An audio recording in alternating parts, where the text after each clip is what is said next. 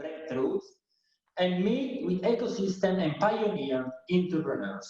Like during the glorious Renaissance period itself, innovation flourished today throughout Italy, from Rome, Milan to Naples, and Venice, and many other places in between. From connected smart cities and workplaces of the future to AI translation platforms and automated mailboxes, the landscape of digitization here is as breathtaking as its natural countryside, unquote. It seems to me, actually, that, I mean, this is quite in contrast with the data often mentioned on the insufficiency of innovation in Italy, data that in fact show, for example, that in our country level of R&D investment in relation to GDP, both public and private, is at a lower level than the EU average, the EU 28, let's say, average. The point, I think, is that we tend to look at innovation capacity of the Italian economic system through the lens of the economic resources invested in research and development, which mainly involve large enterprises, leaving aside the capability of innovation on small and medium-sized enterprises, which are the backbone of our economic system, as you know.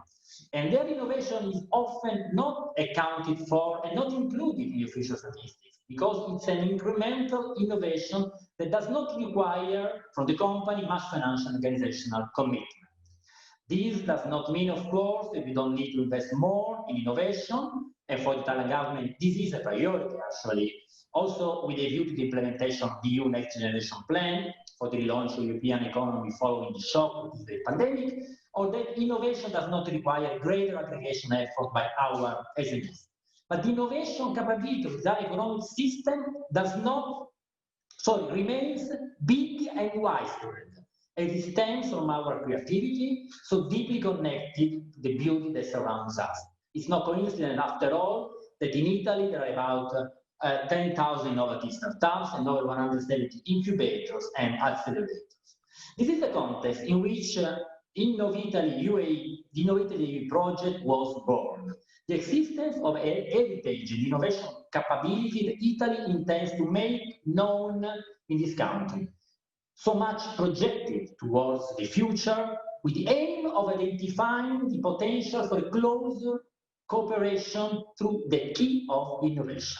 A project which is a journey through 6 high innovation sectors: cybersecurity today, space next week, and then smart cities, life sciences, food technology, renewable energy, water, and circular economy. With the involvement of our respective research centers, universities, companies, startups, incubators, and financial entities. Also with the view to prepare the ground of our participation in Expo 2020 Dubai next year. A journey that is starting in a remote mode, as we do today, but that will continue in, let's say, face-to-face, in presence mode, hopefully next year, hopefully first half of next year. So a special thank you to our partners, Khalifa University of Science and Technology of Abu Dhabi, the Future Foundation, which are 2 pillars of innovation in the UAE. Also, a warm thank to the other speakers today, and let me address a special thank to His Excellency Mohammed Al-Kuwaiti, Chief of Cybersecurity for the UAE, and to Roberto Baldoni, the Director of the Department of Information Security in charge of Italian national security, cybersecurity, and which will be joining us later this afternoon. Finally, thank to our colleagues Valeria Gravagno and Stefano Bonotto, who helped us organizing this event. Thank you so much, and I wish a fruitful exchange today on cybersecurity and the following webinars. Thanks a lot. Okay, thank you, Ambassador. And I think that we are now ready to listen to the recorded message that our Executive VP from Khalifa University has recorded for this meeting. So I ask the support to air the message by Dr. Arif Al-Ahmadi. Porgo un caloroso e sincero benvenuto da parte di Khalifa University of Science and Technology e tutti i nostri partner locali italiani per il forum online di Cyber Security Toward the New Paradigm. Il primo di 6 eventi che mirano a rafforzare le opportunità di cooperazione bilaterale tra Italia ed Emirati Arabi Uniti. Questa è una piattaforma aperta a tutte le parti interessate del settore accademico e industriale. Khalifa University è orgogliosa di poter mostrare la competenza del suo corpo docente, in particolare in sicurezza informatica e nei settori correlati. Cerchiamo di spendere costantemente la portata della nostra ricerca tecnologica, che sta dando risultati in termini di brevetti e trasferimento di tecnologia alla startup. Ci auguriamo veramente che questo forum per lo scambio di conoscenze e idee porti un ulteriore consolidamento delle relazioni tra i due paesi, difendendo e illustrando agli ambiti di collaborazione tra le istituzioni che partecipano a questa iniziativa congiunta, mentre lavoriamo con i nostri partner italiani per prepararci a Expo Dubai 2020. Grazie della vostra attenzione e buona giornata. Okay, thank you very much. And also I would like to compliment Dr. Aramadi for his perfect Italian. I mean, really also nice, I mean, the right accent. And now if I'm really glad to leave the stand to the representative of the Dubai Future Foundation, Dr. Noah Rafford, to fill up to complete the program of the welcome statements. Thank you very much. The stand is yours. Thank you so much, Professor. Thank you, Your Excellency, guests. It's an honor to be here and to see so many familiar faces and to have the chance to really tackle this extraordinarily important topic in the context of the international cooperation between our two countries. I'm just going to share a few slides with you. I think that as this video shows, it's no secret that Dubai and the UAE has experienced this meteoric growth over the last 45 years, but particularly it's fair to say over the last 20 years, as the country has become a world leader in infrastructure and a variety of different sectors, tourism, logistics, education, etc. And as any complex system grows, so too does the amount of challenges that it must overcome. So as we look forward to the next, say, 20 years, it's important to ask, how are we going to tackle the questions which arise, the challenges and opportunities that we will face in a way which helps to benefit not just Dubai and the UAE, but the region and the world. And so our job in the Dubai Future Foundation, as one organization amongst many, we're a wholly government-owned innovation agency, is to ask this question. What does the next 20 years look like? And what can we, as a government-owned foundation, do to help prototype, explore, and build the partnerships locally, regionally, and internationally, which will help position the world to be a better place moving forward? We do that through a variety of different programs, and I share these with you by means of which to say, please come, we welcome you, we participate with you in these, and we have many particular avenues of entry, which we would love to explore with the participants on this call and all of our wonderful colleagues. The first and perhaps most relevant to cybersecurity is the Dubai Future Accelerators, and this is a program where we pair technology companies, startups, medium and large enterprises who have an innovative technology. You see on the screen here the plans for the Hyperloop, which are about a year or two old at this point, with the main regulators and state-owned enterprises that are responsible for both operating and regulating those sectors. Now, this is very, very important because as many of you know, particularly when it comes to cybersecurity and security in general, highly regulated industries are where most of the challenges are going to occur, and indeed where most of the transformation needs to occur if we are able to embrace the challenges of the future. And we can't just leave that to chance. It's important that we build relationships so that companies such as yourselves understand the challenges of the public sector, and the public sector also understands the challenges of the private sector as well. So we'd built the Dubai Future Accelerators to help bridge the gap between these highly regulated industries and sectors like security and the companies and solutions providers that might be able to help develop the breakthrough solutions. It's been a very successful program. We're in our 8th cohort now, almost 300 different companies from 30 different countries. We've had many fantastically successful Italian companies represented. And our main angle in this program with cybersecurity is the Dubai police, who have developed very exciting solutions coming directly from this program. We also have something which perhaps might not be of direct application when it comes to cybersecurity in the traditional sense, but this is the Dubai Future Labs, which is our newly opened prototyping and fabrication facility for robotics, automation, and applied R&D. But of course, as you know, everything which comes with an automated environment in the space of IoT, in the space of robotics, digitization, has a necessary cybersecurity component to it. So we're actively working with private sector and government partners here to develop new products and new solutions and test products and solutions which you may have through a lens of cybersecurity and marketability. And finally, there's an important policy question around these things. You know, there's the right technical solution for a particular challenge, but how we develop the international protocols, the partnerships, the rules and regulations which help us govern the world successfully going forward is a vital question.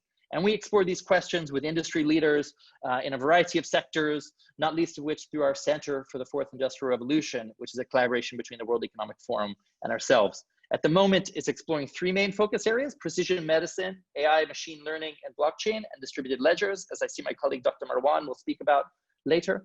But cybersecurity is an absolutely essential layer in every one of these components as well. If we do have the chance of working with you, we would love to welcome you to Area 2071, which is, as I'm sure you know, the 100-year anniversary of the United Arab Emirates, the year 2071. We're approaching the 50th anniversary next year, and so we're making plans for the next 50 years. And one of the key components of that is Area 2071, which we host in Emirates Towers. We have a fantastic partnership with the embassy and with the country of Italy. And this is really intended to be one of your launch pads into the market, particularly, I should say, for regulated industries. So we work in conjunction with the Ministry of Cabinet Affairs and the federal government through something called the Regulations Lab to be able to explore the regulatory shifts necessary to enable you to test out your products and services. Of course, my colleague, Mohammed Al-Kuwaiti, is the expert in this and will provide much more information on that, but I only share this as one of the potential landing points which you might utilize if you were to enter the UAE going forward. So I'll keep it short, keep it brief, and I would just like to both welcome you from Dubai, but also hopefully someday very soon welcome you to Dubai, and not just Dubai, but to Abu Dhabi, Sharjah, and the rest of the United Arab Emirates, as you will find it to be one of the world-class destinations for testing emerging technologies and the ideas which will help power a better world going forward. So again, thank you for your time, thank you, Your Excellency, and thank you all for putting your minds together for this exciting webinar. With that, thank you very much. Thank you very much. I think that we had, I mean, the highlights from the people who actually made this possible, this meeting possible. Now it's time to flesh it out with the technical part, the real discussion on the cybersecurity issues. And I'm particularly glad to start this discussion, this section of the program, with the speech by Dr. Mohammed Al-Kuwaiti. So without any further ado, well, I don't think he needs any any special introduction, right? We go way back, and I know everybody else in the meeting, and I'm sure many of the audience know his background. He is now basically the chief responsible for the cybersecurity at the UAE government. So, Dr. Al-Kuwaiti, I'm really glad to leave you the stand. I am really honored. I am really grateful to be here with all of the pioneers, as well as their excellencies, the ambassadors, and the whole team actually who allowed me and gave me this aspects to be here. Yes, we go long back with professor with Khalifa University. I am actually an alumni. I did graduate from Khalifa University plus other universities overseas. But the points are said by His Excellency, the ambassador, as well as Mr. Rafford, in that aspects are spot on. Today, the UAE is moving towards a lot of digital transformation. and aiming towards going into that centennials of 2071 to be actually the artificial intelligent government. Our leaders have put that vision with the collaboration with other leaders on the region, on the worldwide, and this is where we are actually aiming to build up that collaboration and help being together as a hub of helping each other to build that safe haven for digital transformation as well as digital economy fostering in many of those aspects. Today, we are faced with the most important things that we've been using actually lately is working from home or working from abroad. And giving an analogy, as I did actually previously with some other team members, where we compared the cyber pandemic with the biological pandemic. The cyber pandemic, with all of this digital transformation and dependencies that we will be actually focused on, will really allows us to be ready for such aspects. Cyber pandemic, if we compare it to that biological in a sense of the infection rate, for example, or on the basis of the safety awareness and hygienes, or even if we compare it to the infection prevention mechanism that we do, you will see many similarities. And the good thing that we built that culture today in the biological pandemic. And we hope to continue and move that hygiene even to the cyber space. Today, we cannot get out of our homes without our mask as a prevention measure, without taking sanitizers, for example, without caring about who we contact in order to avoid any contact tracings of such aspects. In analogy with the cyber, we're talking about, again, similar thing, quarantining an area of a network whenever a virus hits there, as well as isolating such aspects and try to find that root cause analysis of such attack if it happens in that perspective. We saw as well the infection rate. The infection rate today, we talk about the flu or SARS or even COVID. It always varies between 1, 2, or basically 4 maximum. It reached up to 16 rate on that in the early start of that biological pandemic of COVID. Today in the cyberspace, if you see the infection rate, we infect systems. Here, it's actually a huge compared to that aspects. You can easily infect a whole network of thousands of PCs in just one single click, opening an attachment or opening any of those aspects. So the culture of building a very vigilant personals across all of this is important. Who could help us with that today? All sectors. Academia is to start with. The business sectors and many of the things that we see is actually as well fostering and supporting us in many of those aspects. Today, if you allow me as well, is in a nutshell, I will not go through it quickly, but just to give you a sense of many of those aspects today we've been to. The global overview of many of those expansion or spread of viruses and data breaches is actually the numbers doesn't lie. And this is what we've been always saying across all of this pandemic. Follow the science, follow the numbers. Where are those are actually started and how we could contain it. Billions of records have been actually breached. If we go back all the way to the past 10 years or even 5 years. And the attack and the infection basically rate, in less than seconds, we can infect a whole networks and even locations of many of those aspects. And the most important sectors that are affected today, the hospitals, the medical centers, the public institute, which is actually the core value of our lives here.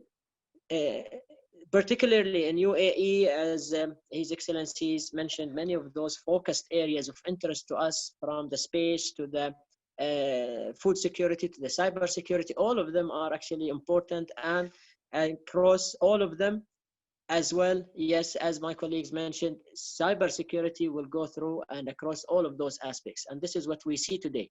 many phishing attacks, many cyber attacks, data breaches are actually happening.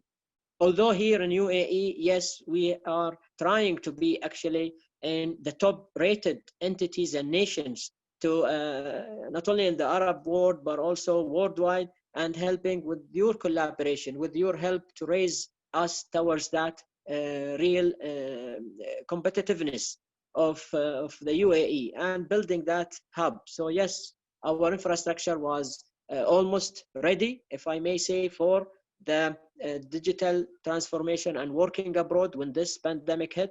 And thanks God, with the help, with the support of everybody actually here, we were able to successfully move towards that aspect. So digital transformation is the heart of our national strategy. And AI towards that, along with the big data analysis, is actually the main building blocks that we are today helping and trying to foster and help all of those sectors to actually jointly work with us in order to raise many of those aspects without compromising any of the securities, as well as the aspects we see today and the impacts we see today against the financial sector or the services or even the customers, and let alone the reputational aspects if there is any of such aspects, specifically in the media.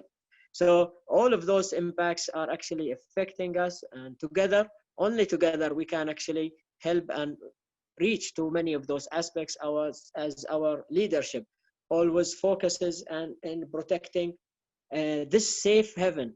To be a digital nation allows all of our borders to be actually accessible by anybody who wants to come and do businesses, and really foster that area in order to create safe and resilient cyber infrastructure in the UAE, which enables this collaboration and many of the empowerment of our businesses and thriving towards that aspects. With this, I will actually stop my presentation there, and actually I really appreciate again being here. We will support and we will help in fostering many of those businesses and digital transformation, digital economy, and helping and looking forward actually to help and work with you together to build that safe cybersecurity across all of our nation and worldwide as well. Thank you very much. Thank you very much, Dr. Al-Kuwaiti. Really an inspiring speech. I would like to take the opportunity to, I see a lot of questions and comments coming up in the live chat. We are going to have take some Q&A when we have, at the end of when we have time, but also don't worry, your questions will not go unanswered.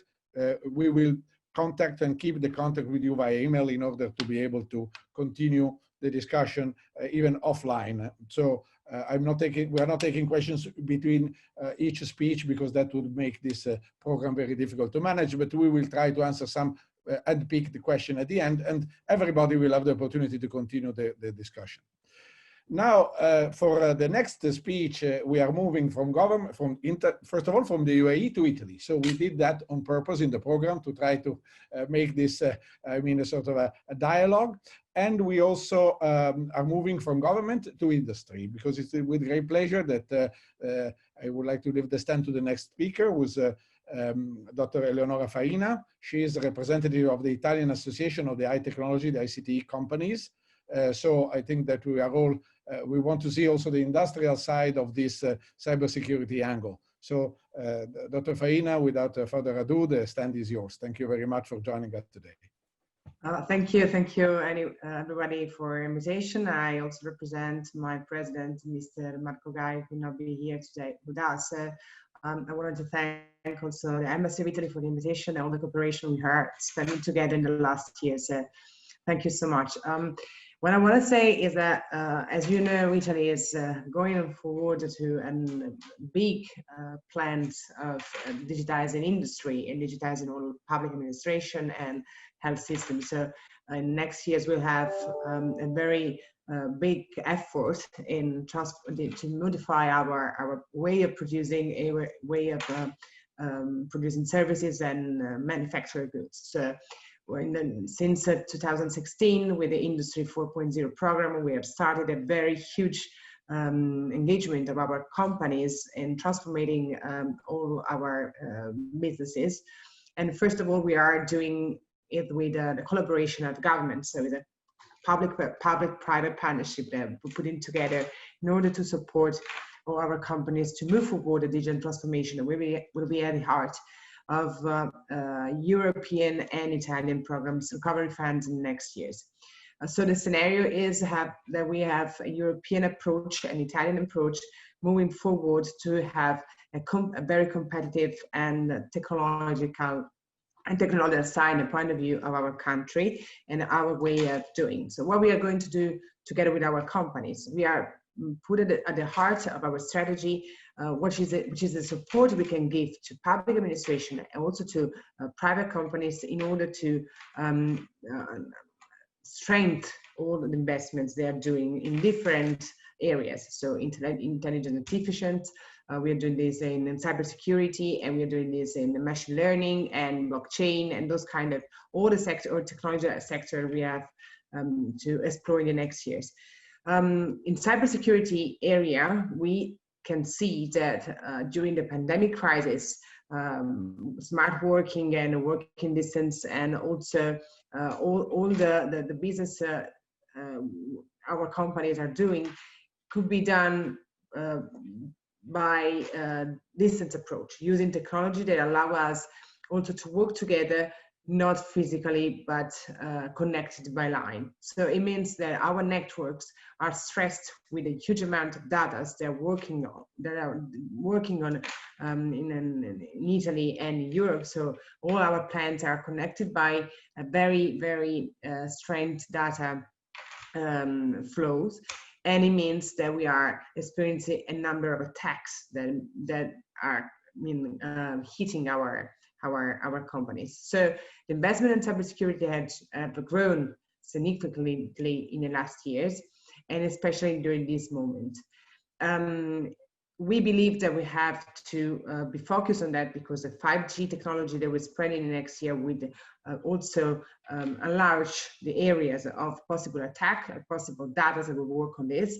So it means that we have a very, very big areas of sensitive data that will work on our networks. And I want to say that we have also to deal with the need to foster, the amount of technology that we can use and the data we can use. So we need to protect our citizens' data, our business data. So the point of deal with the regulations on the side in order to protect and to in order to allow our business to work on to use at the maximum the possibility that technology gives, is a kind of a balance that we are dealing with. At a European level, there are so many strategies to enforce the legal framework in order to protect our companies and our citizens' data. And it means that we have also to deal with data protection, GDPR, and all those kind of regulations that are now at the core of our activities in order to allow our companies to have a very solid framework and to protect also the business data, commercial data that we are experiencing to flow to be at the heart of our next years. What we're going to do is to support with incentives and funds our companies in order to allow them to invest more. We are strengthening collaboration and cooperation with academic, with a network of research. And we also think that the cooperation with international actors in this field will be crucial in order to strengthen, to foster also the knowledge and to allow them to spread in a cooperative way. So in the next years, I think we have a strong cooperation also with the area of, in Dubai, we experienced this in 2020, we experienced how cooperation will be shown. We support also to strengthen the exchange of knowledge between the university and our businesses. And also we support any kind of investment that we moved, we can share together with in Dubai and in Italy as well. It means that we share the approach, and we share also the importance to collaborate and cooperate to strengthen investment and economic development. We have a lot of businesses in Italy that already have an experience in new technology and cybersecurity. So they are doing their investment that can be exceptional, perfect for defense, cybersecurity, oil, cybersecurity, and all the areas of investments that our country are working now together. So we are actually at disposal of the Massive Italy to foster in the next years to have a strong cooperation in Dubai.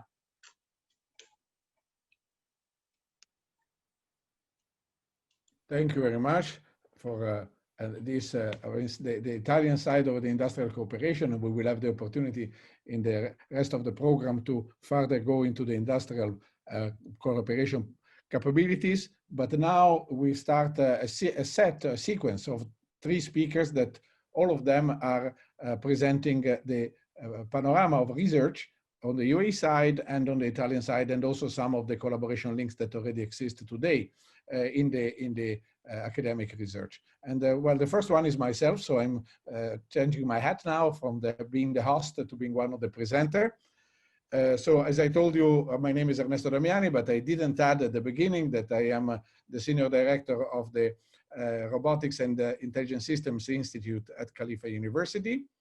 I'm also, well, I'm in a strange position because I'm also the president of the Italian Consortium for Inter-University Informatics, but that part, the consortium will be represented by the next speaker, Professor Martino. So I don't want to go into that. I will present my part, trying to show you something about the research that we are doing here in the UAE, and specifically the cybersecurity part of this research. So I have just a couple of slides to show, and sorry.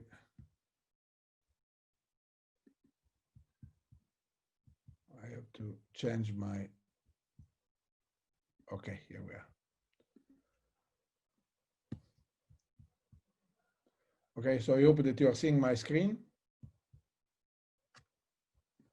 So I'm presenting the Robotics and Intelligent System Institute, and specifically the part of the cybersecurity research. Okay, so we have been working a lot on this structure of research inside Khalifa University. So let me just tell you a few things. We have 3 institutes within Khalifa University. 2 of them, the Petroleum Institute and the Masdar Institute, have to do with energy and with oil and gas and energy respectively. Within the Robotics and Intelligent Institutes, we are doing all the intelligent systems research. And I would like to show you these 3 pillars. So these 3 pillars that of our institute basically are the devices in the field. So we do robotics and intelligent systems in the field. We do intelligent machines. We do communication between the machines and the center and among the machines themselves. So basically, this is the part that it has heavily to do with cybersecurity, but also with advanced communication protocols, with spectrum management, with whatever has to do with advanced communications. This is our bailiwick in the 2nd pillar. And the 3rd pillar is the intelligent part. It's centralized, meaning or at the periphery, at the edge. We run algorithms, intelligent data analytics algorithms, applied artificial intelligence that will basically provide our systems with the level of intelligence that is needed for complex applications. So this is what is our bailiwick. As an institute, we are actually a federation of research centers. Inside this institute, we have 6 research centers and 1 joint lab, which is close to my heart, which is the one that we have with the University of Milan and the Scuola Superiore Sant'Anna, which are 2 leading schools in Italy. But we also have strong links and cooperation with other strategic partners for the UAE, like KAIST University in South Korea, that have a permanent presence on our campus for the research. And here you see the list of the centers that we have. Now, I know I have only a few minutes, so I wanted to give you an idea of what is the joint research interests that we have together with our Italian partners and with the rest of the international arena that we already today are working on, and also with the let's say the help and the collaboration of other local research institutes that have a complementary mission to our own. My good friend, Dr. Taka Tiki, as I call him, will speak later about this. But this is an important initiative that we have been working on the general topic of the security for AI. So there's a lot of people working on AI for security, and they want to use AI to interpret what's going on, but also AI can be fooled, AI can be attacked. And this being able to prevent those attacks and to alleviate them is a tall order. And we are looking at that locally here in the UAE with TII, also with the collaboration of Italian University, the University of Sapienza in Rome and the University of Milan, but also I am bringing the output of all this collaboration in the board of experts of ENISA, which is the European Information Security Agency. So we also have, let's say, an international, a wider international collaboration. So basically, I would like just to say one word. The AI is, really an important godsend for a lot of applications that it enables. It's enabling a lot of applications that we never dreamt of. Machines answering to us, machine executing our commands, machine interpreting scenes that they see, reacting intelligently. On the other hand, these machines are mostly trained using data. And this training is a very, very, very delicate moment in the life cycle. It's the moment when an attacker can build or can hide inside the machines some knowledge that actually is going to exploit later on for some malicious purposes. And so this is moving the traditional expertise of security experts like myself. I like to think I'm a security expert, is finding weaknesses in code. Now the code is always the same. The problem is the training that the model has seen. And so this is something we are working on. How can we spot these weak points? How can we prevent someone from injecting weak points in the training of a machine, as we prevent people injecting weak points in the training of other people? So we are looking at the overall life cycle of intelligent systems, not only traditional AI, also any other type of intelligent system, to spot the data assets where you can hide the exploits. Basically, we do threat identification on this part. And this is part of the common work of ourselves with TII and with the Italian universities as well. And we have identified the property-driven approach in which we find out what are the consequences of each threat in terms of violations to the property that you would want the artificial intelligence system to give you. So we would like to have artificial intelligence systems that actually can guarantee certain properties. And I don't want to enter into the details. You see in the slide some of those properties. Well, how can we check out the properties in terms of the training of the intelligence system? This is what we are looking at. How can we verify that the system in the field will ensure those properties by sort of verifying the training that it has received, preventing the injection in those training of hostile content. So once we have found those techniques, we need to implement them. And this is another effort that, we are particularly keen on, and we will be working on with our Italian partners. Proof of concept implementation of security controls that can be deployed within intelligence systems. This is another line of research that we are working on as we speak, both in the UAE and in Italy together.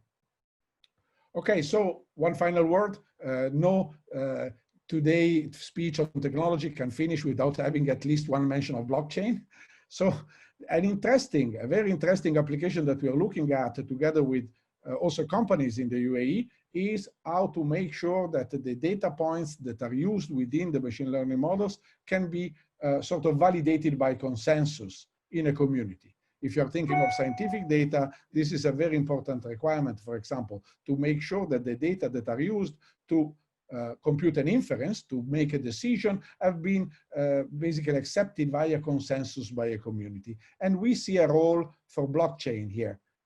Not the role of the blockchain of the cryptocurrencies, but the blockchain as a consensus building infrastructure. And this is another topic that we are working on together with a number of international partners. So I hope that I gave you an idea of what is the academic research taking place together here in the UAE, together with our Italian partners. This is just a list of take-homes that I would like people to take home from my talk, but mostly I would like to convey the atmosphere of collaboration and of common purposes that we are sharing in this collaboration that we started with our Italian partners and colleagues. So thank you very much for listening to this part of the talk. And now I would like to thank everybody and to put back my hat as the workshop host. And so if I encourage everybody to continue asking questions in the chat, I will get back to you. We will get back to you during the Q&A session and later our email. Okay, so thank you very much. And now it's time to leave the stand to a colleague, an Italian colleague from Italy, who's bringing the Italian side of the academic research in cybersecurity. This is my good friend Luigi Martino, and I'm particularly happy to leave him the stand. Luigi, the stand is yours. Thank you very much, Professor Damiani. Thank you very much, Ernesto. And good afternoon, everybody. It's my great honor to be here. Let me to share the screen with you. And because I have a presentation. Yep.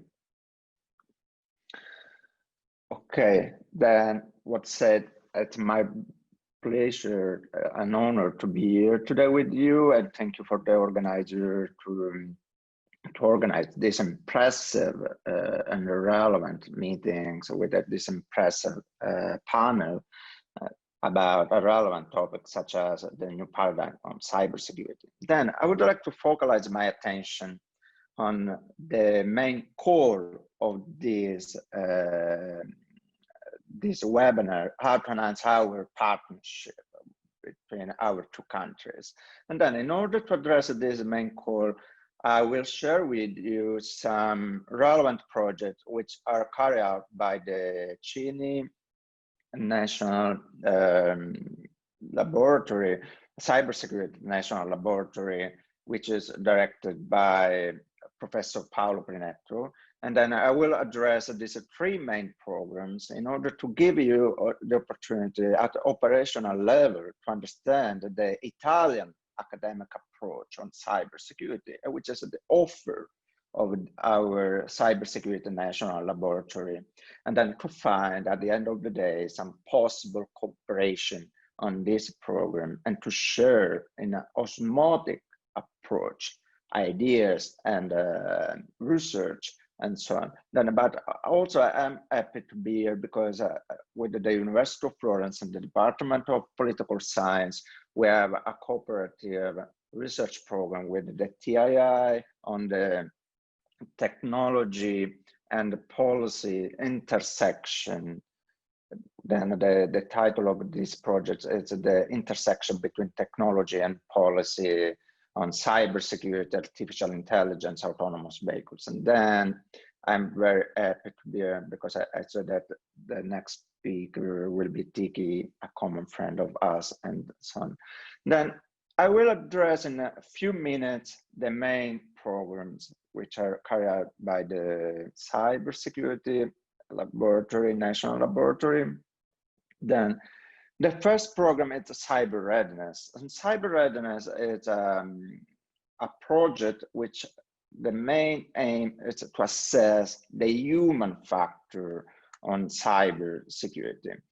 the human behavior on cyberspace, because as you know, the main impact on cyber security issues, it's related to the human implication, not only the technological issues. And then these cyber readiness programs allow us to achieve an assessment, to conduct the assessment on the human behavior with an adaptive survey, which is based on a multidisciplinary approach, which combine, for instance, qualitative and quantitative approach. And then with this survey, we are able, with the cyber readiness, to measure, to evaluate the human factor incidents, and to release, at the end of the evaluation, release recommendations on policies and remediations procedures. Then in order to create and to offer targeted awareness and training programs. Then cyber readiness is a survey that allows you to evaluate your organization, but not your organization, but also your human readiness in your organization. The second program that we will launch in coming days is the Cybersecurity Innovation Hub. This Innovation Hub, these main objectives and provisions. In particular, the Innovation Hub will be a national hub for startups, spin-off, and innovative small and medium enterprises in the field of cybersecurity. Then the main aim of the hub is to map the Italian cybersecurity ecosystem and to provide this map to the stakeholders, different stakeholders at private and political or public level, to enhance the Italian research and development projects, but also to provide assistance for the internationalization of the innovative research projects. And then here we can find a common approach, and then maybe we can find a cooperative projects at international level. Then also the Cybersecurity Innovation Hub provide training and support to accelerate innovative ideas, in particular in the cybersecurity field, but not only at innovative at large. And then, but the main aim of our Cybersecurity Innovation Hub is to create a direct matchmaking between offer and demand on cybersecurity, because as you know, we have a high level of demand of cybersecurity services and products, but we don't have a map able to map the offer at Italian level, at the Italian cybersecurity ecosystem. And then the Cyber Innovation Hub that we will launch this hub in the coming days will provide these services, because it's included in the portfolio of the cybersecurity laboratory. Then, but I would like to finish my presentation with a particular product, but a particular offer of the Cybersecurity National Lab, which is a cyber challenge. Because cyber challenge is a best practice at international level, and that is provided by our national laboratory. And then the main aim of the cyber challenge, which is the first Italian training program in cybersecurity for high school and undergraduate students. Then, as I said before, the main aim is to create a community of cyber defenders by investing in young talents at Italian level. But in particular, the main aim of the cyber challenge is to resolve the skill shortage that we have at international level about cybersecurity professionals and so on. And then cyber challenge with a proactive approach, hands-on approach, will try to resolve this problem. Then the cyber challenge is organized by the CINI, the Cybersecurity National Lab, and the reference person is Professor Paolo Plinetto. But we received the support of the president, the Italian presidency of the Council of the Minister, in particular our intelligence services, and then by the Minister of Defense, because the main aim is to create an ecosystem, as we said in Italy, sistema paese, in order to address this topic with a cooperative approach between academia, institutions, and also with the private sector. Then the main approach of the cyber challenge is to address and to solve problems with a gamification approach, gaming approach, then competitions in virtual arenas with a different scenario, but the approach is based on a multidisciplinary approach, then which combines science, mathematics, technology, engineering, and I hope that as soon as possible we might include maybe also policy-oriented issues, in particular related to military implication of cybersecurity, national security implications, attribution implications, and so on. Then, but I hope that as soon as possible it's possible to include also this field. And then, but here it's very important to stress that the cyber challenge is based on a hands-on approach, time-building approach, and then in order to solve problems with simulations and virtual arenas. And our main portfolio, it's based on these pillars. In particular, we have models on introduction on cybersecurity, attacks and defense, simulation, and cryptography, hardware security, security software, web security, ethics, and soft skill, because the main aim is to create ethical hacking or ethical hackers to solve this problem with the appropriate ethical background. And then this is the main aim of a cyber challenge. These are a few numbers, and then I will conclude my intervention, my speech. These are few numbers. Then we've involved in the last edition 4,452 people at Italian level. We involved 27 universities, for 114 high school students, and 1 military academics. Then here you can find some number related to the cyber challenge. And then I hope that we have the opportunity to start our cooperation, maybe with between our laboratory, national laboratory, with other university in the UAE, for instance, with the Khalifa University and so on, to try to test also cyber challenge in the UAE, maybe in a bilateral, at a bilateral level. Then thank you for your attention.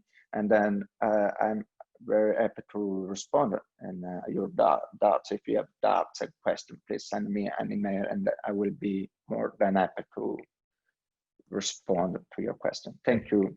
Thank you very much, Luigi. And of course, I just mentioned that, of course, we've been already discussing bilaterally with the several UAE universities the interest in the cyber challenge and how can we work together to have similar initiatives here in the UAE as well. So I think that this is a dream that will hopefully become a reality. Now, well, we are going to end these 3 speeches about the research side, going back to the UAE. We have been mentioning him a couple of times already. So I would like to leave immediately the stand to Dr. Takar from TII. Tiki, thank you very much for joining us today, and the stand is yours.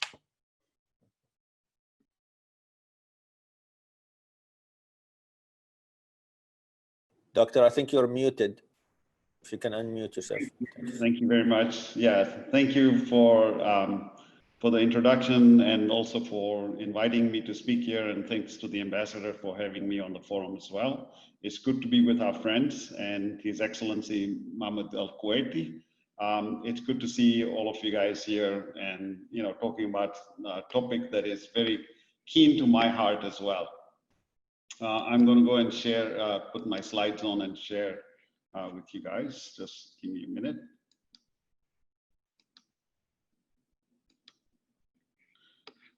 should be able to see my slides. Are you able to see the slides?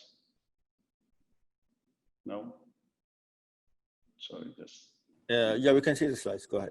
Okay, great. I'm going to go full screen. So I'm a chief research officer at the Technology Innovation Institute here, running Secure Systems Research Center. And I'm going to give you a little bit of background on what Technology Innovation Institute is, background on the secure systems, and then what are the roles we play and some of the exciting research we're doing with some of our colleagues here. So who are we? We're about, a year-old institute. It was established last year, and what a year it's been with all the COVID issues and such. But we are now up and running. We are about 150 people already in place. We have an institute that is reporting to the Abu Dhabi Advanced Research Council. And so what does that mean? It really means is that the Abu Dhabi Research Council has created some areas of research that has been blessed by them. And all the research into those areas will be funded through the TII. And so what you're going to see here is what those areas are and what we're trying to do. So in terms of our objectives, we want the brightest people to come and solve, really exciting problems to really make life better for people. And that's as simple as it is. And in doing so, we want to not only become a leading institute in UAE, but be recognized worldwide as well. To do that, we've selected, these 7 areas of research. That includes, emerging areas such as quantum computing, autonomous robotics, cryptography, advanced materials, digital security, and then directed energy and secure systems. So these are kind of the areas that the TII is leading. And when we say leading, we're not only just leading as a kind of a program managers, we're actually doing research in these areas. And where research is in collaboration with Khalifa University, for example, and lots of other universities that you'll see as I talk about. So a little bit about secure systems. What is secure systems about? Secure systems is about really driving end-to-end security and resilience in cyber, physical, and autonomous systems. Those are too many words. And so what does those words mean? When we look at today at smart cities, and I think one of our guests here, Noah, talked about, what Dubai's future is going to look like. It's all about physical connected to digital, sensors everywhere connected to, digital backbone, continuously monitoring and driving the systems, whether it's the traffic light, whether it's managing the airport, whether it's managing the buses, whether it's managing the the autonomous cars or drones. And the other piece is that these systems are going to be autonomous. They cannot be managed by human beings because the amount of connectivity to the physical will far exceed anything that we know about. And so when you take those two things, and this is what is going to be the impediment of getting in the way of making this thing happen? We all want to see this, cars that drive autonomously, things that function autonomously, and cities like Dubai and Abu Dhabi, work autonomously. The security infrastructure, the security of this infrastructure will be the biggest threat to its impediment of happening. The state, it could be cyber, it could be malicious, or it could be state driven, so you could bring down the entire countries with this class of systems. So what we're trying to do here is really take a set of technologies that we are very familiar with, hardware hardening, software hardening, things such as impacting the operating system, the cloud, the application, and then maintaining system integrity and preventing data exfiltration. So malware getting into a device and sending the data out to a different place without the knowledge of the person or the system. Communication protocols. These are all the tool sets that we have. And then if we look at the infrastructure, and the pieces in the infrastructures are the autonomous vehicles, the phones, the cloud infrastructure, and the communication systems that connect the two things together. And our goal is to develop research to really make these cyber physical and autonomous systems safe. And the particular area that I want to kind of just give you a glimpse of is really secure autonomous computing. And so what is secure autonomous computing? Well, you've heard about each of the drones, for example, could be autonomous drones. That means that they can navigate autonomously.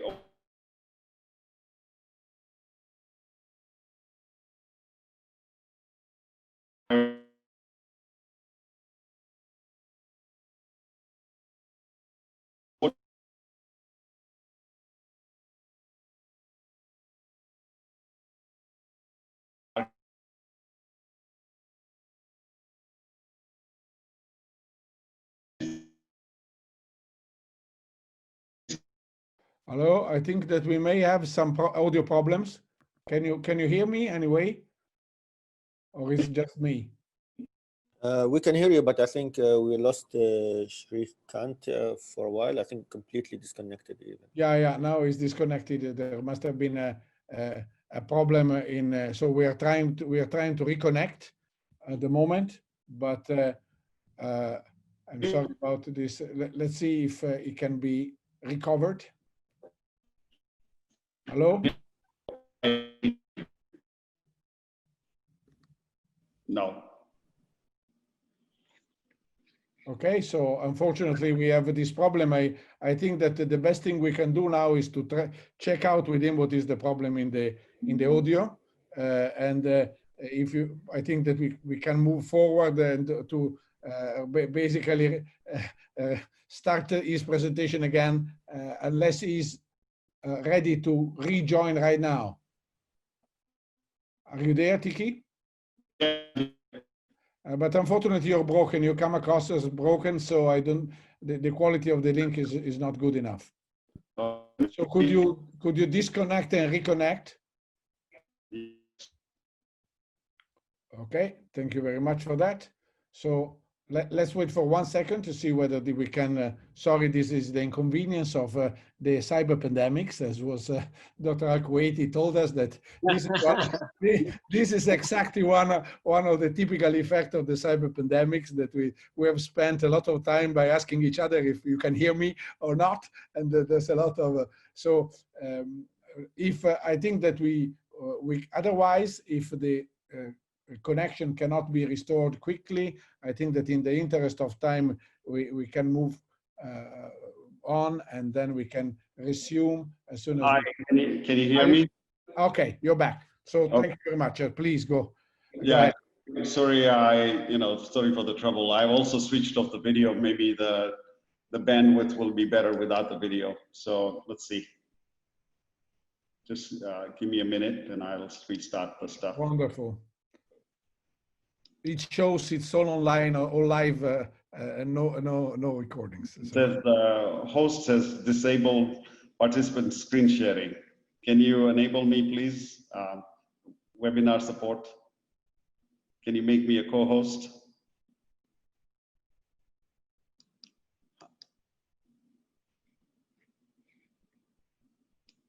A co-host now, so please go ahead. Yeah, okay. I think she has enabled me.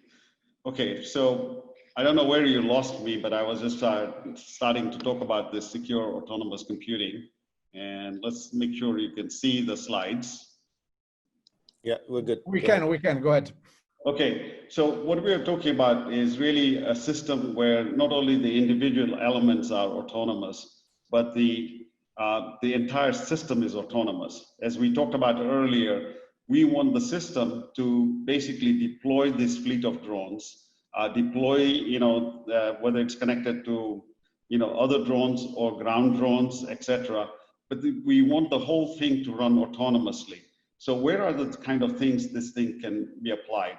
So for example, when we had that, in a pandemic monitoring, compliance monitoring, there isn't enough police force or civilian force to walk around everywhere to make sure people are wearing masks or they're, not congregating, etc. But this fleet can be, operating 7/24 by a computer system, and the computer system can learn, in the back end where to send, where the trouble is, where to send the drones, and then the system could basically alert the authorities to take appropriate action.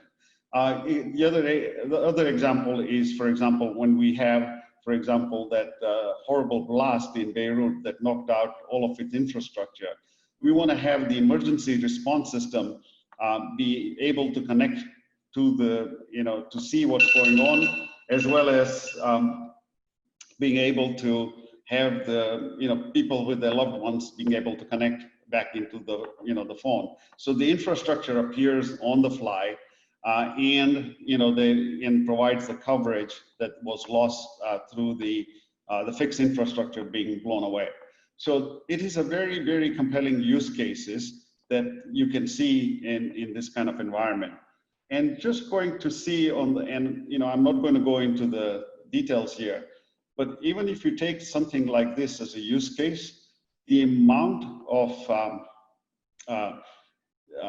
issues in this kind of use case is huge, and the amount of attacks that can be mounted either on the device or the autonomous device or the autonomous system that is managing these things are huge.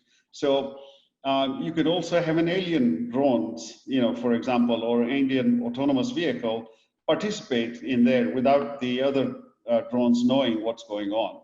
So this is a big challenge that we are trying to take on and solve.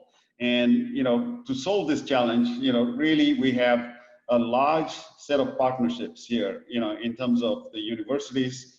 Clearly, Khalifa is our core partner here. We have a number of programs, as you heard Professor Ernesto talk about, from looking at the new ways of solving, how do you solve security in a very constrained, power environment of the drones, to the things such as data exfiltration, which Professor Ernesto himself is learning that program, to machine learning poisoning, which we are doing with some of our, Professor Ernesto and the Italian friends here. And so this is, really exciting for us, to have this partnership, because, we want to make sure we bring the best of the world together. And as you can see, not only we have UAE, we have US, we have Finland, Swiss, and Italian teams working with us. And then, as you can see, some of our partners here, are Khalifa, Georgia Tech, Purdue University, very well-known places, Tampere, some of the Swiss, Applied Institute of Sciences and Arts, and, the Bologna and the Modena universities in Italy as well. So we're very excited. We really, want to move forward. And I think with a couple of names missing here, like Rome and Milan are missing, and they're also our key partners as well. So there's a lot of things going on in dynamically in terms of helping us solve this problem. But it's a very exciting time for us, to see how we're going to solve some of this, grand challenges.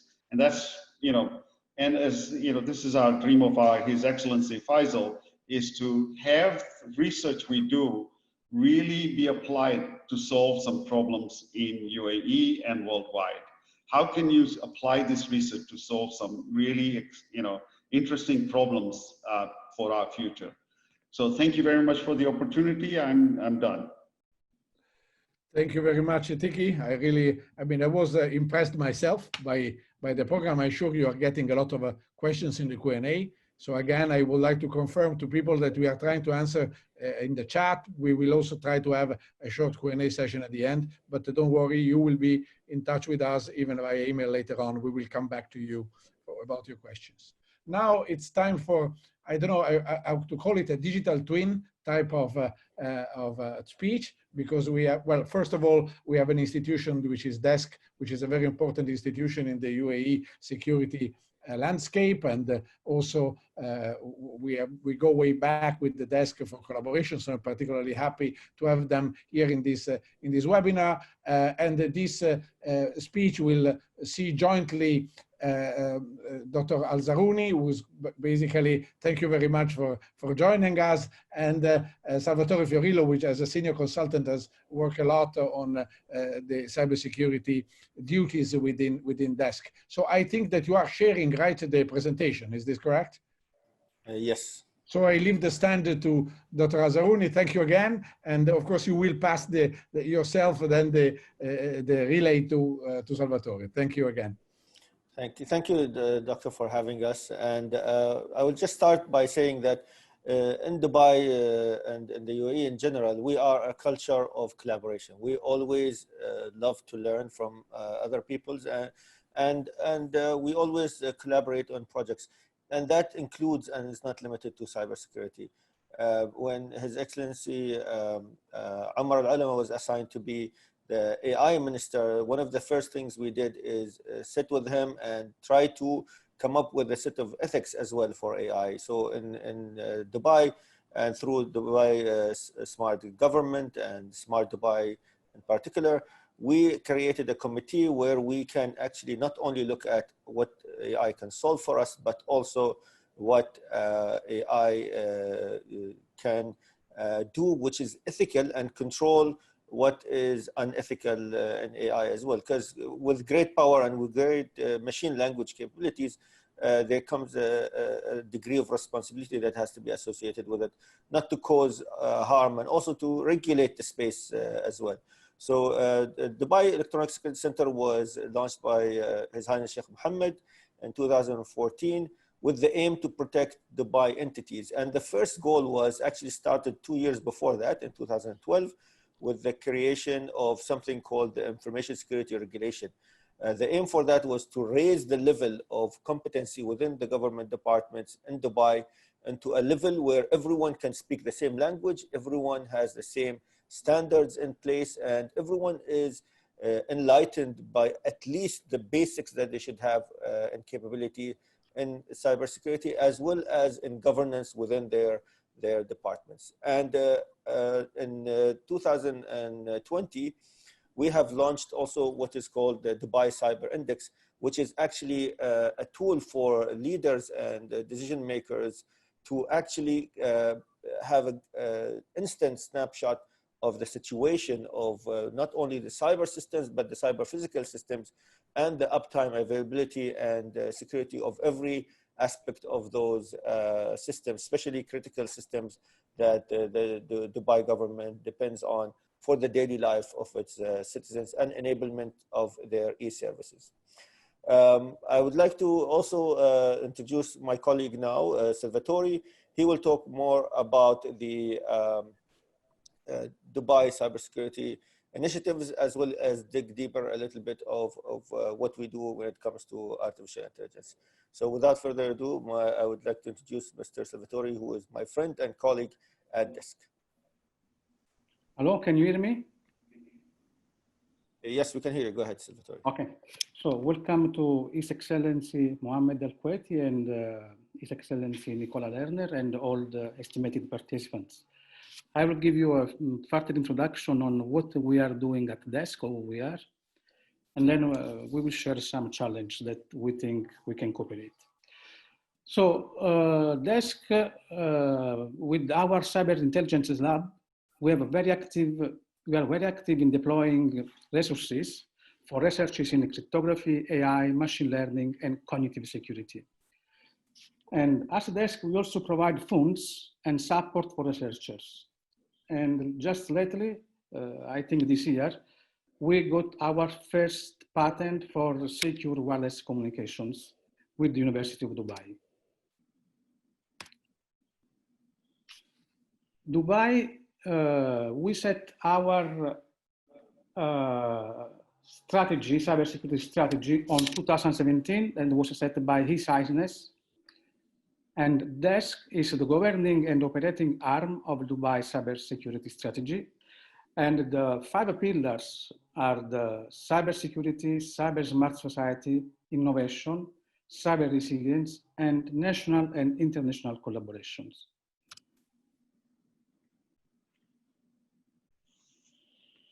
We have a special strategy for artificial intelligence. Basically, there is the National Artificial Intelligence Strategy 2031 that was launched on October 2017. UAE announced its first ever Minister of AI in October 2017, and on 2018, UAE and AI Council was established in order to roll out the national strategy. Besides other objectives, we have the one to make the UAE the first in the field of AI investments, including cybersecurity, and create a new vital market with high economy value. And DESC is fully aligned with the NICE, and we adopt AI for defensive measures. Let's talk quickly about defensive measures. So, as you know, cybersecurity incidents and crimes are on the rise. And on the same time, the role of AI and machine learning to predict, to protect and respond is increasing too. So based on some statistics by some Forbes or other company too, we have 69% of the CEO believing that AI will be required to respond to cyber attacks, and 80% of the telco believing that AI will play a vital role on cybersecurity. But I think Ernesto Damiani told it before, Professor Ernesto Damiani told it before, I don't remember where else. AI algorithms can be targeted too, so we need to be aware of that and be cautious on this side too. AI and machine learning are empowering today DESC defensive measures. This is the use of AI mainly in network and data security, and is for so far less on IoT security, maybe making IoT the weakest link at the moment. Also, AI is used more for detection than prediction and response. And in DESC, we aim to improve prediction by 50% in 12 months. It's a very ambitious target, but we think we can do.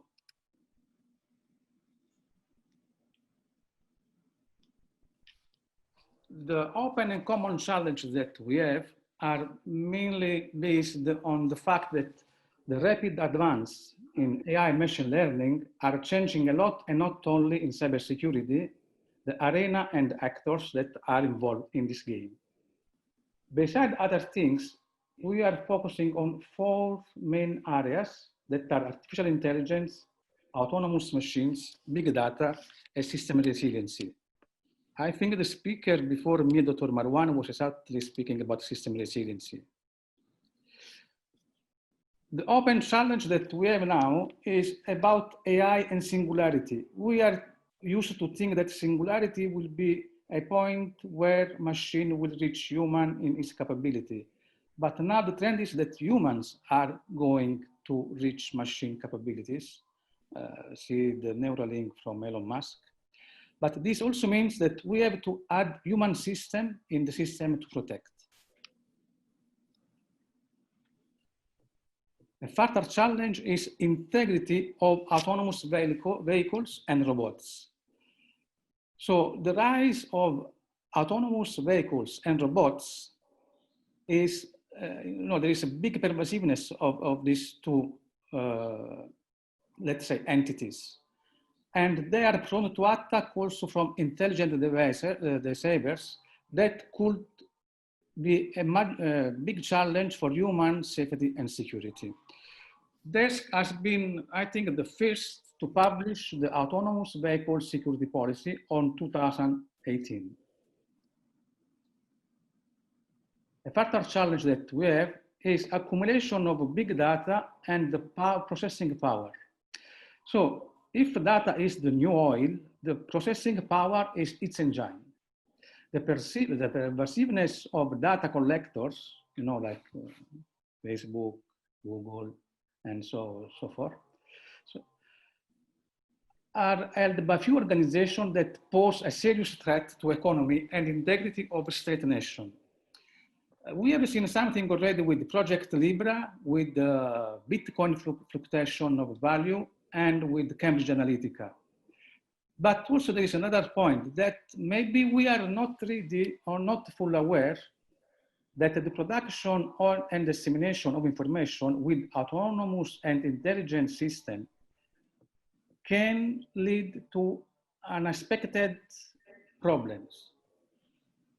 And we already know that AI has already proved to be able to create and manage information by itself.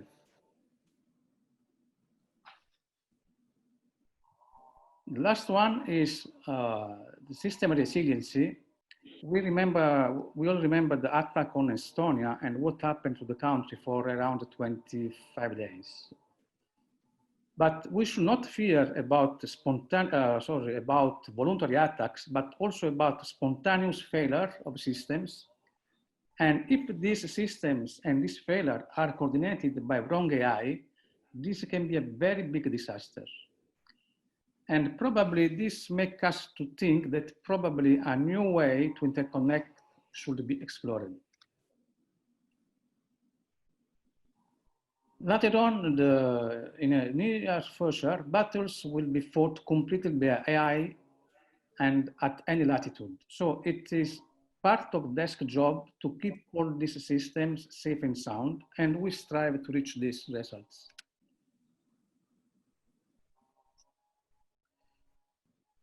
Finally, we are open for a collaboration. Dubai is the natural incubator and accelerator for startups, future forward project researchers, people looking for patents, innovation plans, challenging ideas. Please contact Dr. Marwan or myself if you need any information. Thank you very much. Thank you, Salvatore. Thank you also to Dr. Moani. We are basically already, collaborating through sending some of our best alumni working for desk, but I think that today a lot of collaboration opportunities are emerging and topics that can be of common interest in the future. So thank you also for highlighting those collaboration opportunities in your speech. Now I think that we ended the part of the program, the technical part of the program with this speech, and we started with Dr. Al-Kuwaiti, who is the basically the coordinator of the cybersecurity effort for the UAE government. So now we are moving to the Italian counterpart of which is basically the Professor Roberto Baldoni, and it's really a pleasure for me to introduce him, because we call him professor because in his former life he used to be a colleague at the University of Rome, and also he was instrumental in the promotion of the Italian National Lab of Cybersecurity that was presented before by Luigi. But these days he is the Deputy Director of the Department of Information Security under the presidency of the Council of Ministers in Italy. So I think it's the ideal counterpart to end the official program. And Roberto, I hope you are connected and you are hearing well. Are you there? Wonderful. So I hear a little bit of echo. Yes, I am hearing you, Ernesto. Wonderful. And also I can see you very well. So it's my pleasure to, the floor is yours. Thank you very much. Thank you very much, Ernesto. And let me say that listening to the conversation in the last 20 minutes, this reminds me the nice old time when I was at the head of the National Cybersecurity Laboratory in Italy and also at Sapienza University. So 3 years ago, actually, almost 3 years ago, I changed my job. I was appointed by the Prime Minister in order to organize the National Cybersecurity Architecture for Italy. So it's a kind of cyber defense for the Italian system. And so what I will go to tell you today, and I'm very happy actually that I had the authorization to talk just yesterday, and I informed very happily the ambassador Nicola Lerner that I had the chance to talk here. Because it's always, from my perspective, an important point when I am able to deliver some speech where I try to make the point of the process that we are following in Italy for making our nation more resilient. So from this perspective, we start considering the fact that we live in a digitalization process that are speeding up at an unplanned, I would say, also way.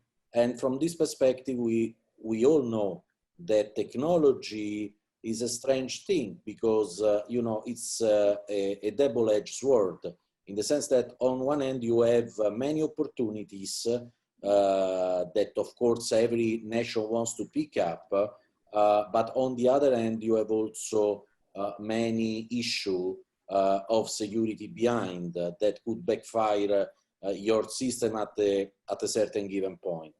So what we did in Italy was to try to start thinking and reasoning about the essential function and services of a nation, considering the fact that we consider these as digital already. And actually, we concentrate ourselves on some specific sector and try to figure out which are the example of such essential function of services. And we realized that many of them are actually impacting our national security. This was a dialogue that we started 4 years ago. And that is now getting to an execution phase with the National Security Perimeter Law for Cyber that I will go to tell you in a few moments. So, but if you look at, for example, a place like Italy, and you realize that the public debt management is completely digitalized, of course, you understand how sensible this would be for our national security. And at the same time, the fact that it's digitalized, this means that it is prone to cyber attack, no matter what. So the basic idea is try to figure out how we can make an efficient defense of our system. We are being well aware of the fact that we cannot avoid all possible attack. So on one end, we need to put prevention measure, and on the other end, we need to set up a specific process which is able to get to the response of the state when you are in trouble because attacked by specific entities. So from this perspective, we started thinking about the notion of what could be a cyber resilient nation. And of course, on one end, putting prevention measures that can be of several different types. I mean, prevention measure can be research and development, can be awareness, can be education, can be security measures, of course, can be, many different types and very, let's say,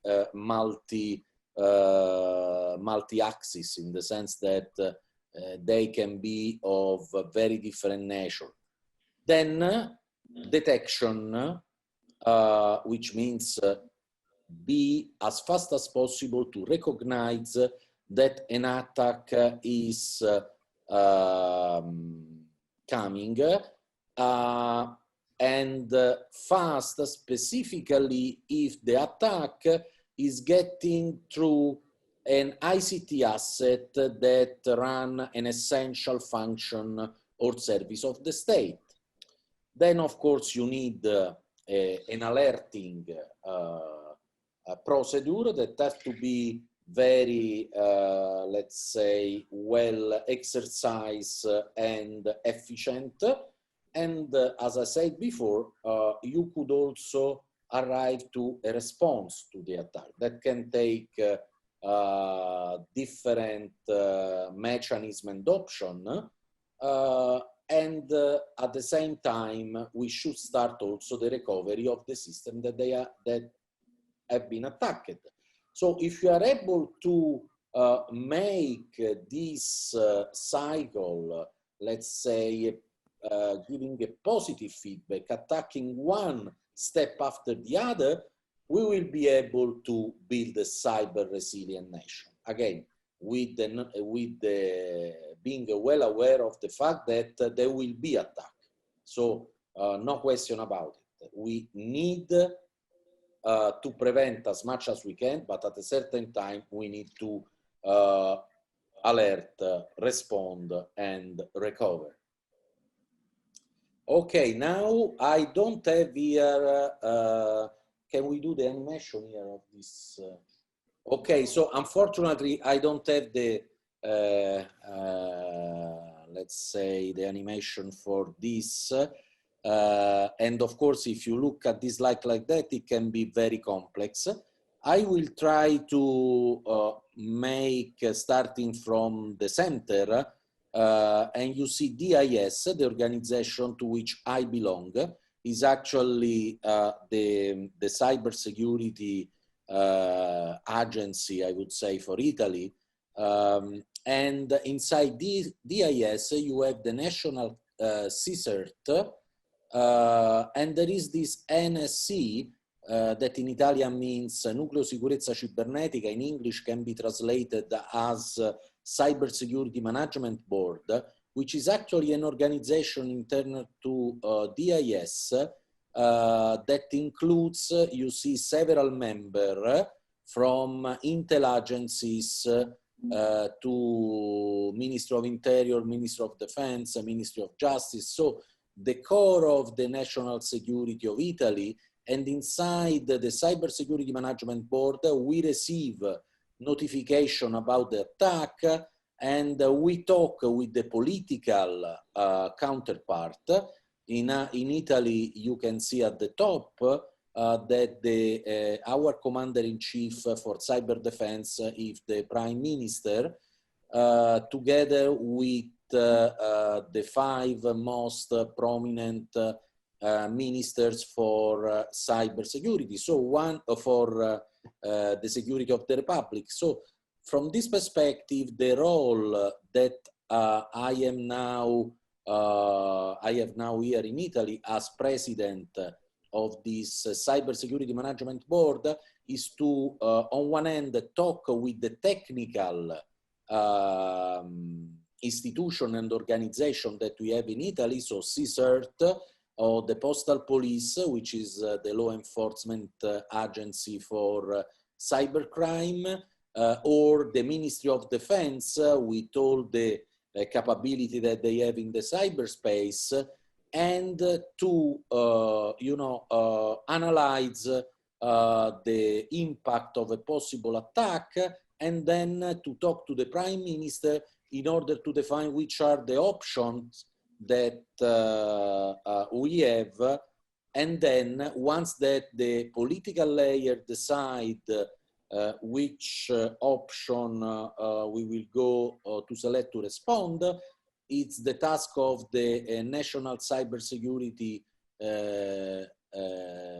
Management Board to execute the response. That, of course, can include interaction with several different players inside the Italian territory.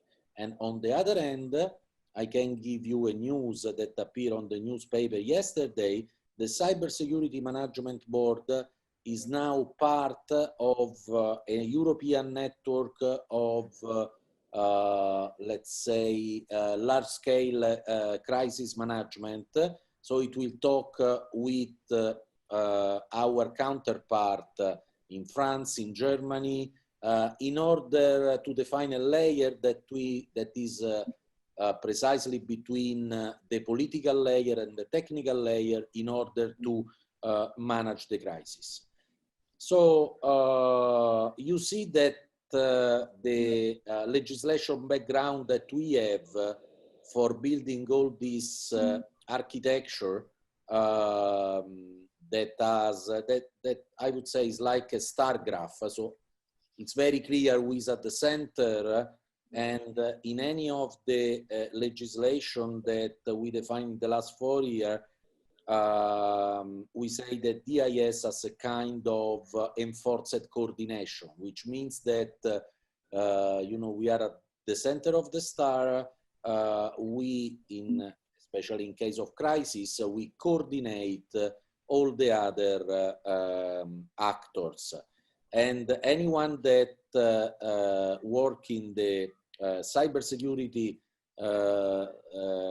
area, especially with responsibility in domestic affairs, knows quite well how is difficult the issue of coordination, because cybersecurity is an horizontal issue. So anyone has, I mean, cyber impact any of the actors that you see there.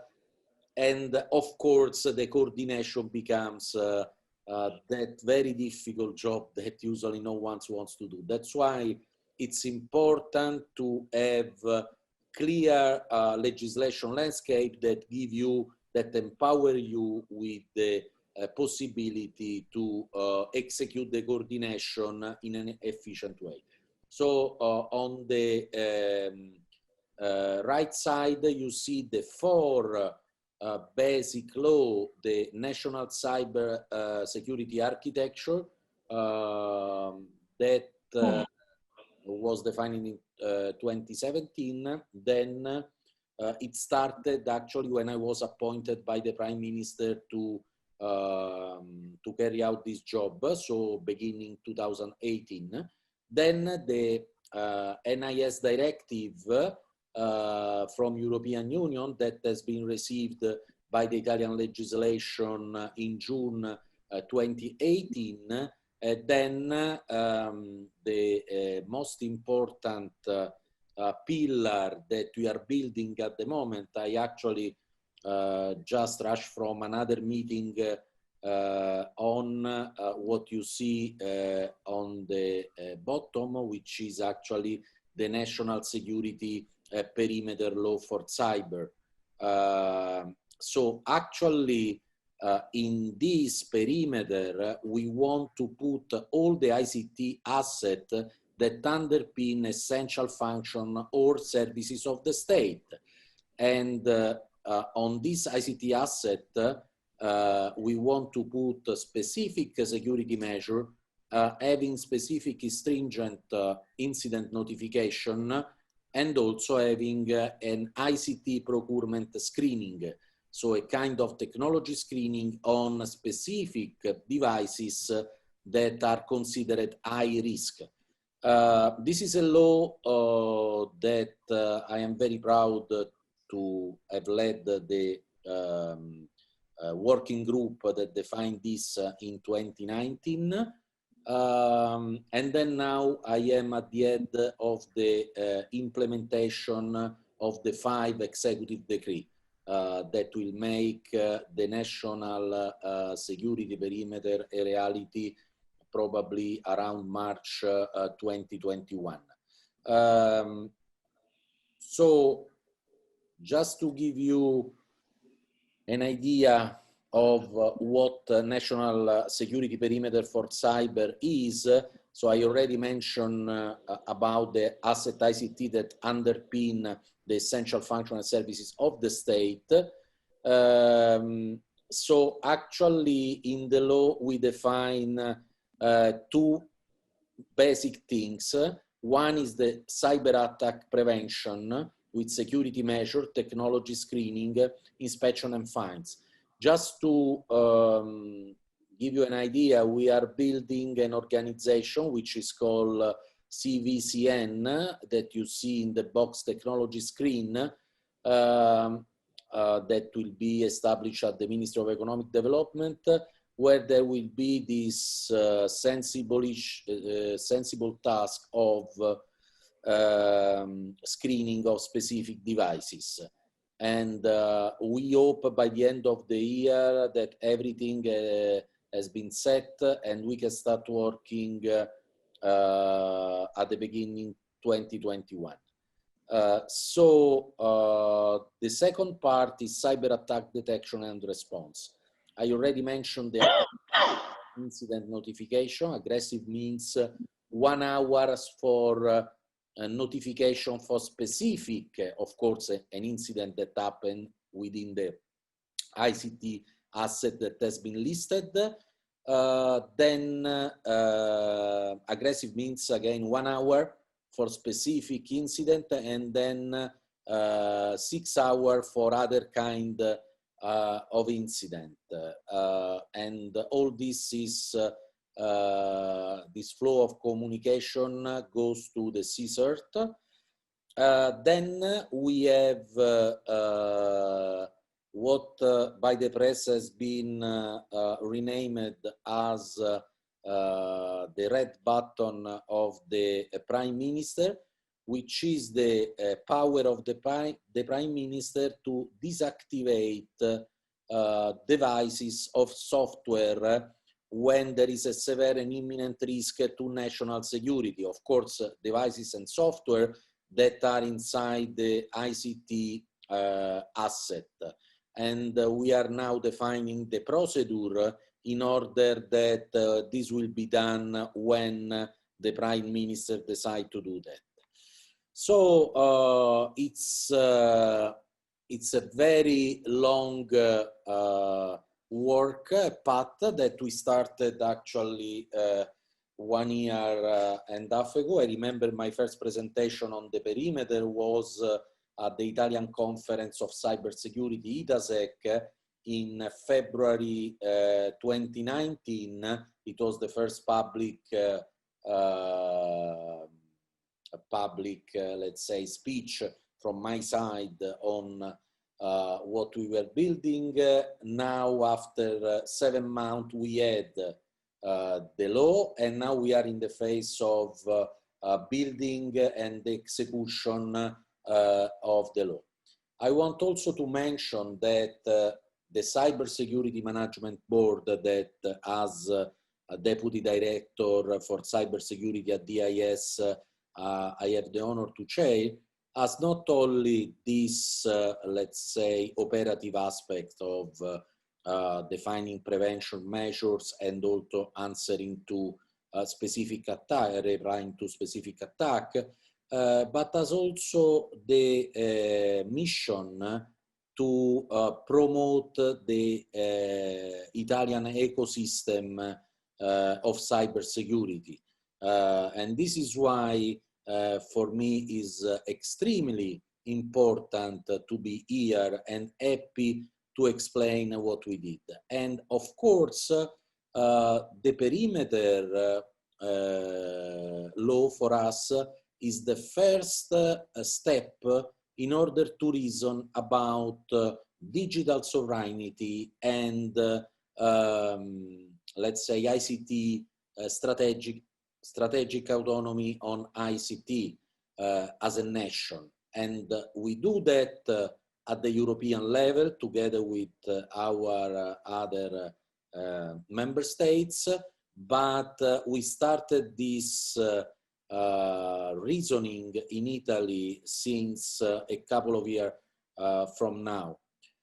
So actually we believe that the cooperation with other countries, the fact that you know, we want to try to figure out what can be the tool in cyber where we want to be independent with respect to others' influences, can be something that can be also of value for other countries. And that's why we want to start a dialogue with you know, anyone that want to join us in this process. For all this initiative, of course, I am strongly in touch with the Ministry of Foreign Affairs and Cooperation that I'm thanking here because they are absolutely helping us, and this is one of the occasions that I have been helping to use in order to send our messages. So thank you very much, Ernesto. I think that that's it, and you know, I am here for any question or to conclude the seminar. Thank you very much. I think that at the moment we have just a few minutes, so unfortunately we will not be able to take all or even a small number of the questions that we had in the Q&A. But what I would want to do is just a very brief I'll pick a couple of them up and just to share them with the panelists if anyone wants to answer online. But of course, everybody will send questions. Please, we will be back to you. We know who you are because you registered. So it's not a cybersecurity identification, but we know who you are. So we will be back to you with, let's say, custom answers. There is one question that was posed, by the way, by a UAE well-known researcher in quantum, which is that he didn't hear the word post-quantum in these presentations. Is the readiness for post-quantum, they say the evolution in the cryptography security layer that we are using today for a number of applications, does it play a role in the cybersecurity readiness? Is this a topic that is also of interest for collaboration? This is basically the question. So of course I have an answer myself, but if anyone wants to comment on the post-quantum journey and whether this is relevant for cybersecurity preparedness, according to the panelists. Anyone want to? Yes, this is very relevant post-quantum computing. We have two research centers at the TII. One is the Cryptographic Research Center that is building cryptographically the algorithms that are quantum, post-quantum proof algorithms as such. So that's one of the things that they are working on. And clearly we have the Quantum Computing Center, which is actually building ways to actually go and test your algorithms to make sure that they are quantum, that you can build those algorithms for quantum computing. So yes, very relevant. Yeah, I don't want to comment further on the academic side. We share this notion. This is a very important area for academic research and collaboration. What is the point of view of the government side panelists? Is this, I mean, we all know that quantum preparedness has been discussed in reports and has been discussed at the international level. Do you see it on the roadmap of this cybersecurity preparedness agenda? If I can take the floor, so from my perspective, is definitely within our agenda. So I would like also to say, but of course I think every one of us knows that we are talking a lot about 5G right now in Europe and in Italy specifically. Of course, 5G is what I call the appetizer of what will happen in the close future, considering the issue of artificial intelligence. I mean, the challenge that AI pose to each of us, IoT and all the other nice technology. I was listening before to autonomous driving. And definitely, let's say, anticipating the fact that there could be somewhere in the world a quantum computers, and so start proposing, you know, specific cryptographic scheme that can survive or at least resist to such a computational power for us is definitely a priority. Okay, thank you very much. I think we can have one other question picked from the Q&A, and then we'll come close to the, I will give the floor back to the ambassador for closing, closing the program.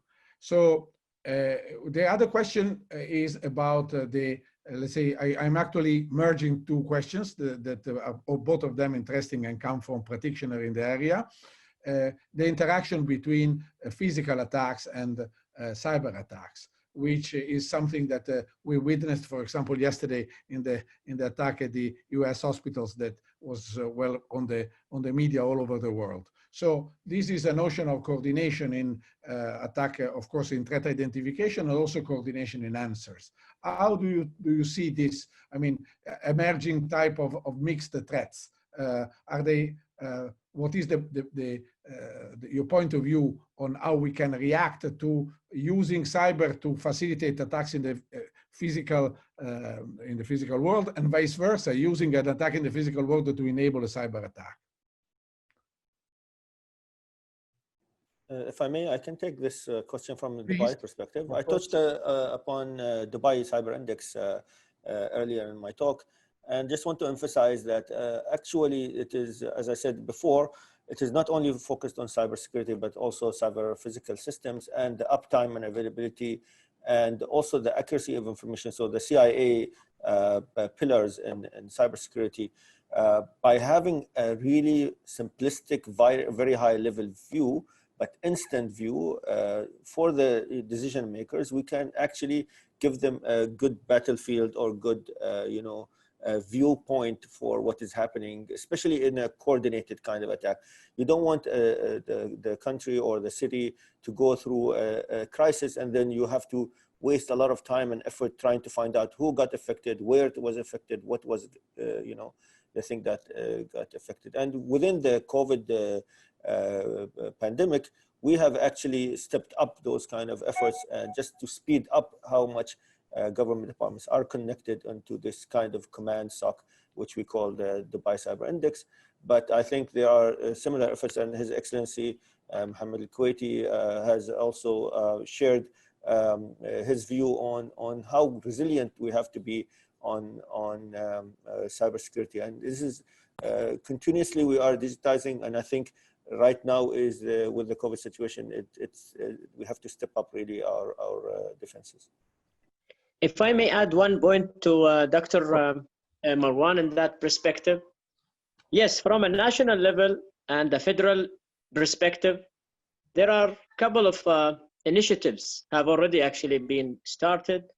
One is the National Cybersecurity Operations Center, which is a sectorial connected SOCs from all of the different various sectors, be it energy and gas, be it telecoms, be it health, be it education. Each one of those sectors have their own cybersecurity SOC, which actually connects all of their internal type of aspects. So collecting that, and then as well connecting all of those SOCs to one big national cybersecurity operations center will actually gives this situation awareness of various attacks, and will be actually even connected to a cyber range, which allows many of the cyber exercises and cyber training, as well as phishing and phishing, and many of the other simulated attacks that could be actually fulfilled and then cascaded towards any of those sectorial entities. That's an initiative already in place, and that's, alhamdulillah, already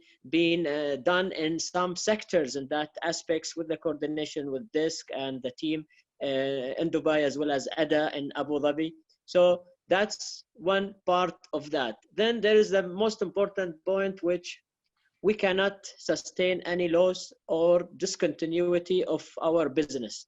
We have to continue our business regardless of the cyber attacks that happens. We saw the impact of the pandemic we have here. And because of this, we've been thinking of the cyber resiliencies more than maybe 5 years ago, and we have built systems to be actually up to that cyber resiliency, which combines both the business continuity as well as the cyber security, with all of the pillars that allows many of that aspects to continue. And yes, there is a resiliency model we use today, similar to the DISC scoring cards, as well as the overall indicators of many of those entities. So that resiliency model tells us how each one of those entities, minister, federal type of level, is actually able to sustain an attack or basically to continue its service if it came under such attacks. So from a federal level, those are the overall look that we are actually already working in collaboration with many of the national as well as private sectors as well. Thank you. Thank you very much. And now I would like to ask Roberto Valdonis, he also has a final remark to make, some final remarks before we will let the ambassador end the session. No, I think that, yeah, any country is, you know, struggling with this cyber threat. I think another important issue that for us is very important is understanding, and has been noted before, the hybridness sometimes of the threat. Because the threat is not only cyber. Cyber is a part. It can be on several fronts. And handling such a heterogeneous threat that can be economic, can be of other aspect, is one of the main, let's say, tasks that, for example, inside DIS, we are also looking at how to make, you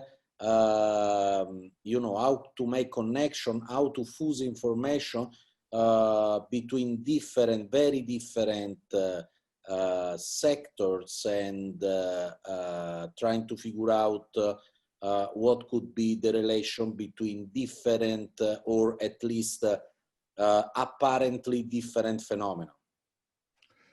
Thank you very much, Roberto. So now we are getting to the closing of this session. I would like to thank everybody, myself, before leaving the floor to the ambassador. Thank you. I enjoyed myself listening to all these talks, and I hope you also enjoyed yourself. And I also want to thank the attendees who were so basically lively, asking questions in the chat. As once again, you won't be forgotten. We will be back to you individually. So I think that we are getting close to the end. If there are no other remarks regarding the Q&A session, I would like to leave the stand for the closing remarks to Dr. Nicola Lehner, the ambassador of the Republic of Italy. So the stand, ambassador, the stand is yours. Thank you so much, Professor. Just a few words to thank everybody for being here, for attending this event. I think, I mean, it's been quite fruitful. We had a very thorough exchange of information about which is the institutional response to the challenge, institutional organizations, and the state of the research and the, let's say, industrial preparedness to face this and cope with this challenge. So I think that our objective, the objective of this webinar has been attained. The objective was to understand which are the opportunities of cooperation. And the next step, as I was mentioning, is to have a physical, let's say, event, a face-to-face event, hopefully early next year, in which to involve all the actors from both sides. So thank you so much. I think the cyber is, and I mean, stays as the main sector of cooperation for our countries. The next webinar will be on space, as I was saying, next week, October the 8th, 11 a.m. UAE time, 9 a.m. Italian time. We will have the chance to have the chairwoman of the UAE Space Agency, Her Excellency Sara Lamiri, and the chairman of the Italian Space Agency, Dr. Giorgio Sacoccia, and a number of panelists as well. So thank you so much. Thanks, everybody. Thanks, last but not least, Professor, you've been outstanding in moderating this webinar and making your insightful comments and your presentation. So thanks to everybody, and I hope see you soon, hopefully in person. Thank you very much. Thanks. Thanks, everybody. Thank you. Thank you, everyone. Thank you. Bye-bye. Thank you very much. Bye. Thank you. Bye-bye. Bye-bye. Bye-bye.